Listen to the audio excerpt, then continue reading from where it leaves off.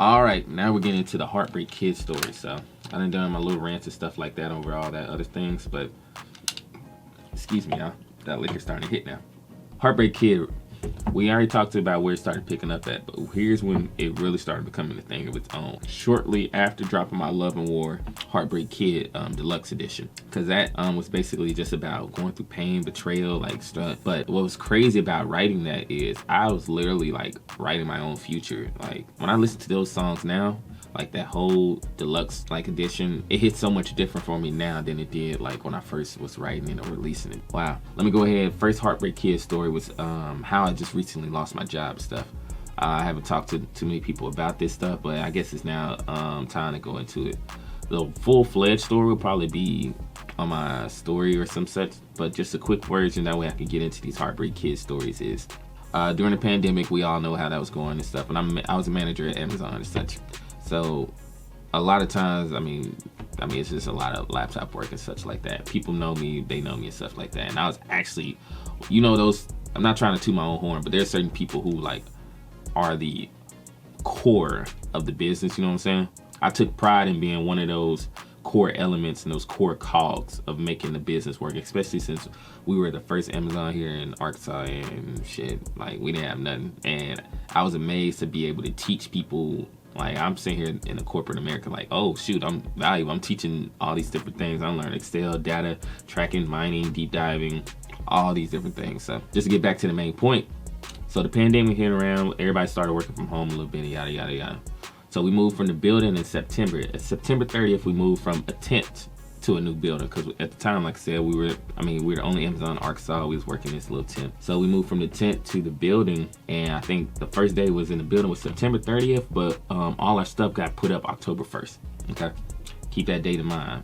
All right, well, we're all doing our thing and stuff like that. Months going on and stuff. People getting COVID. Actually, there was this one point in time where I made a decision to just say, you know what, I'm not gonna start being around certain people because. And this wasn't no toxic thing. It was like COVID was like booming out the way. And it was funny like how our managers was like threatening to fire us or write us up if we weren't 6 feet away from people.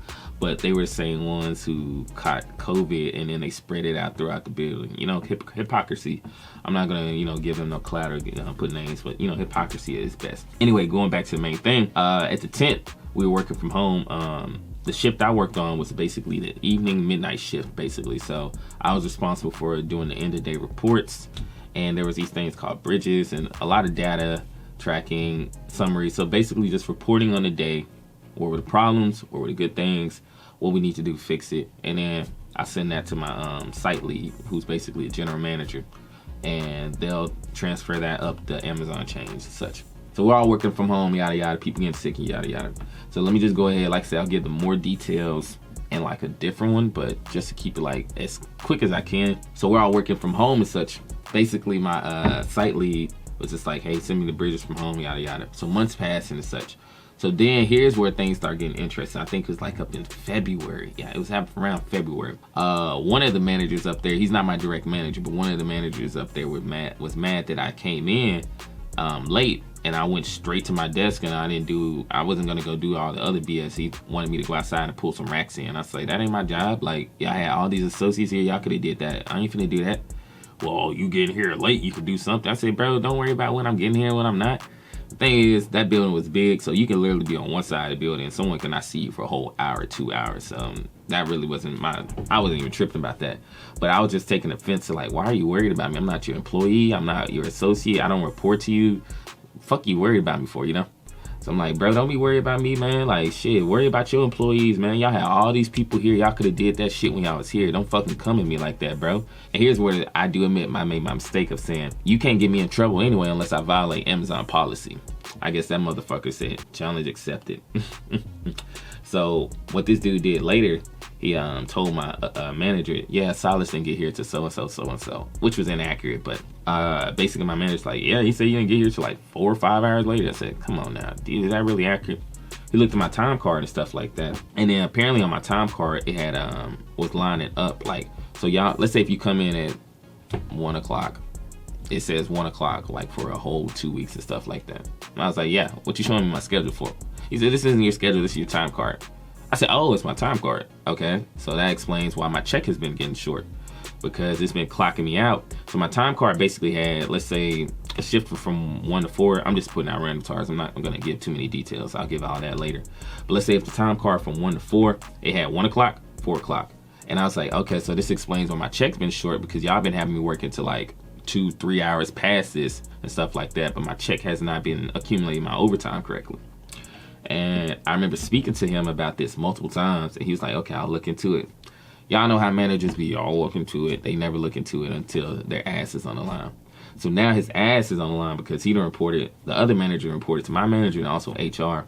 And then he didn't even tell me that my HR was on the phone. Like, he had the whole phone. Like, he called my HR, put it on speaker, didn't tell me anything about that, which is illegal as fuck. But like I said, I don't have evidence for certain things, so that's why I even, fuck it.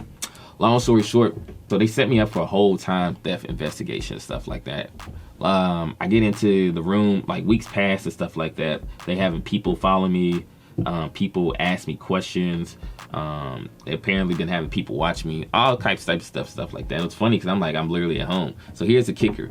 So the day of the termination meeting and stuff like that, my site lead, I was like, you know I'm working from home. He said, yes, I know you're working from home. That's why I don't understand. I have you working from home. Why is this even a whole investigation? And then the HR is like, well, I didn't have documentation of this. He's been stealing time since October. I got turned March 1st. He's been stealing time since October. And I got mad. I ain't gonna lie. I acted out of character. I said, bitch, what you mean? Like, we've been in this tent since, we've been in the building since fucking September 30th, October 1st. So of course you gonna, and I think the first day was in the building was September 30th, but all our stuff got put up October 1st. Okay, keep that date in mind. All right. The fuck? Y'all just now started tracking this. If it was a problem, y'all could have been told me not to do it, you know? So anyway, what started hurting, or what basically started the Heartbreak Kids thing, and the whole thing was basically like, I lost my job over something that I knew something was wrong, but I kept trying to be like, okay, maybe this person will, I kept trying to give people the benefit of the doubt. And that's not to say you don't trust people or stuff like that, but when you feel your vibe off and when you feel like something wrong, you pay attention to that.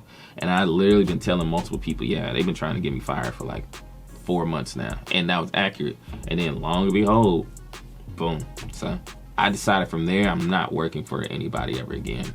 Like, I'll work with people, but I'm never working for someone ever again except myself. Especially when I trusted certain people to protect me, or when they tried to befriend me, but then they set me up. Y'all ever had someone who just be like acting like they are your friend, and then they set you up in some shit for their own betterment or to save their own ass?